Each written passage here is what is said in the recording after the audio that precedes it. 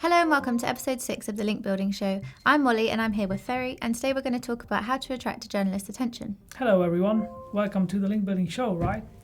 So, journalist attention. This is a very interesting topic because if we don't have the journalist attention, then we don't have links, right? Yeah, it's the whole aim of our job. That's you can have the best press release in the world, but if there's no attention from the journalist, if they don't notice your press release, if it doesn't jump in their eyes, there's no links.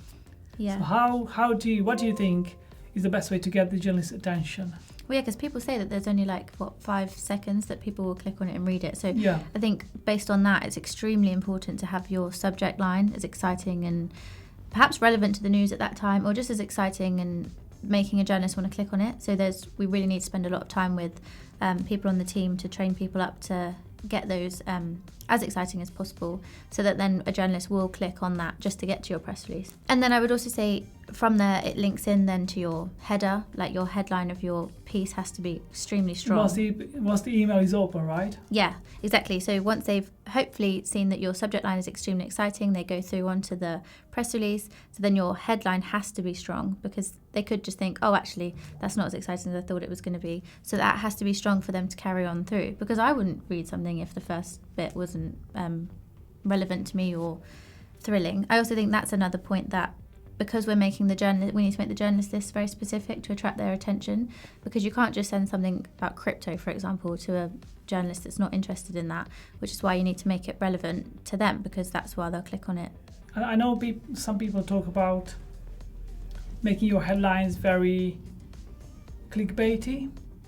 I'm a big fan of clickbaity. I always post on Slack about oh, look at this clickbaity title, right?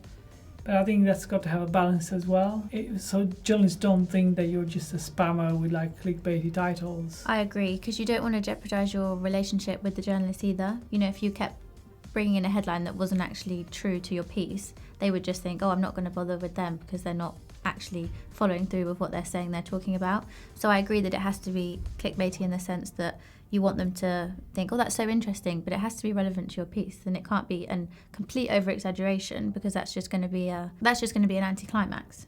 Yeah. Another interesting approach to get journalists' attention, in my opinion, I'm a big fan of this, is resending the same pitch the next day or in 2 or 3 days. So don't just send a pitch and then let it just sit there and say, oh, this is not successful. Just resend it in 2 days or 3 days, or resend it in 5 days. And that's how you amplify getting journalists' attention, right? Definitely, because we've probably mentioned before, but they aren't, they're going to get so many emails. Think about all the PR agencies or people just sending any journalist an email. So ours could just be folding down and down and down. So you don't need to be, I just would like to advise people to not be shy. You want to be confident in your piece and you're excited about it. So yeah, you should keep resending it in the hope that there is going to be that person that loves it and publishes it. Absolutely. So do you have any other kind of tips on how to get journalist attention?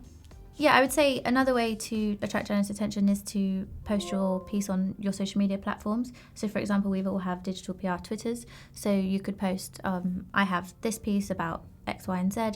Email me with your email there. If you're interested in more data. Right? Exactly, yeah. So in the hope that a journalist will be perhaps searching Twitter for that topic, they'd see your relevant hashtags and then think, oh, I'd love to get that piece. And then they email you. And then you've also formed a nice relationship in the hope. That's good. I think all journalists are on Twitter. That's where they go to bed. That's where they wake up. Twitter. They open up Twitter first thing in the morning. Yeah. So it's a good way to capture their attention there as well. Definitely. Well, hopefully this was helpful. So we had 4 main takeaways from this conversation. The subject line, make it almost clickbaity, but not quite clickbaity. Make it stand out with punchy. We'll have a separate show on just the subject line. I think that's going to be really cool. But I think the rule of thumb is almost aggressively clickbaity, but not quite there. So that's the subject line. Then when they open up the email, make the headline, make the top of the email really getting them to start reading, right? And then the other kind of takeaways, you just resend your pitch, because that's gonna further get their attention. Just resend it the next day. They don't care if you send it the next day. Just make sure they didn't cover it the day before, right? Yeah. So resend it in 1 or 2 days. and then probably the last desperate resort, you would be going on Twitter and posting guys, this is my story, and that could actually land some potential coverage if the story is good and if it's relevant to the current.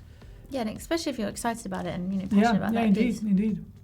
Awesome. Thank you very much for listening to this week's show. We're really excited to give you this insight, and we look forward to seeing you next week. See you soon.